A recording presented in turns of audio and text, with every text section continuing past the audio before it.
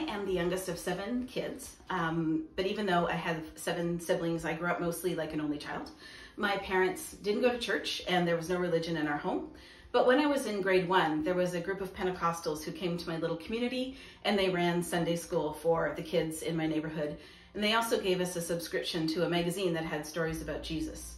And I remember reading every word of those stories and I took them to heart. And as I got older, if I had hard times, I would think about those stories and I would think about those Sunday school teachers and I'd think, if I could find those people, they would have answers.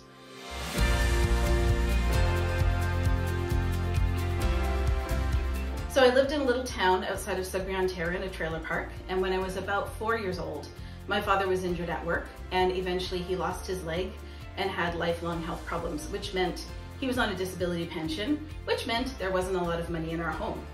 The neighborhood I lived in, most of the kids were older than me. And so while I was really happy to just be playing in the woods and doing my own thing, they were starting to get into drugs and alcohol and stuff like that.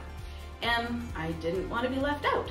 I realized though, I didn't like the alcohol and the drugs. I didn't like the way it made me feel. And I also saw adults under the influence of those things and I saw how their character changed.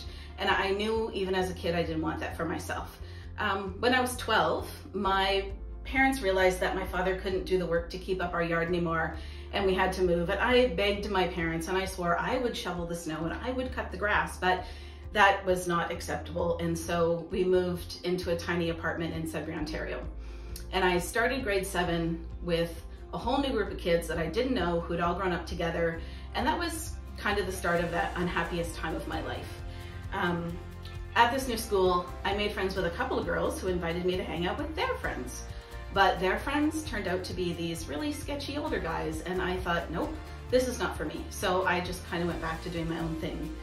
And I used to think about life, and I would think, why was my dad the one who got hurt? Why is it me that is this kid who feels like an outsider, who is kind of an outsider? Why do I have to live in a crappy little apartment? And why are my parents poor? And I really actually wanted to be angry with God about all of those things. But in fact, I began to be afraid of God because I thought to myself, if God is good and my life isn't, then somehow this has to be my fault. And I remember hearing TV preachers talking about Jesus coming to judge the earth with fire, and that scared me. But I had no one to talk to about what was going on in my head or what was going on in my heart. When I started high school, students had to choose to be in basic, general, or advanced level classes. And I thought, okay, this is a great new start for me. I chose the general level. And a lot of my teachers, though, thought I wasn't learning anything at that level. So they gave me the option to do independent study in the library, which I thought was great. I was back to doing my own thing. But it just reinforced to me that I didn't need to go to school. And so I just continued to skip school a lot. Eventually, my principal called me to the office and wanted to talk to me about my truancy.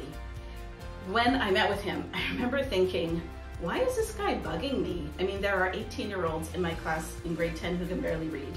So why is this a problem? But he did tell me that if I didn't start coming regularly, there would be consequences. And I did share some of my thoughts with him and was expelled from school. So there I was at about 15 years old, expelled from school, and just thinking, life doesn't make sense. I should be happy. I'm young. This doesn't make sense. And I sort of thought, if God cared, he would have answered my prayers by now. And I remember even going to the phone book one day and calling through the last name of all of the names I could remember of the Sunday school leaders from when I was a kid, and I didn't find them, but I had these questions. But around that time, I ran into a girl from school named Lisa. I hadn't been friends with her. She was kind of a party girl and I didn't really like her. But I ran into her and she said to me, hey, have you heard the good news? And I didn't know what she was talking about. So I said to her, what good news? And she told me that she was born again. I had no idea what that meant and I thought it was kind of weird, but eventually she and I became friends and she got me a job at a coffee shop where she worked, and the baker there was a Christian. And he started to talk to me about things nobody else had ever talked to me about before, things about life. And I was intrigued by both of these people and I wanted to accept their friendship, but I was also cynical and a bit scared But eventually I did go to church with them, and I was invited to do studies in the Gospel of John. And honestly, reading the Bible was a bit unnerving. I was a bit afraid of the Bible, and it kind of freaked me out a little bit. But I can still remember how reassuring it was to have someone tell me that God did not make my dad sick to make my life miserable, that God wasn't happy that I felt alone and sad, and that God actually wanted something better for me. And we did studies in the Gospel of John where I read that God loved the world so much that he gave his only son to be a sacrifice for sins so that we could be reconciled to God. And when I read that verse for the first time in a very long time, I had hope. And at age of 16, I became a Christian, and I have been a Christian now for many years. I'm 55 now.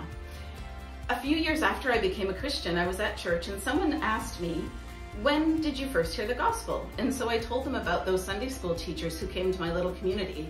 And it just so happened that the person asking me was the neighbor of the Sunday school leader.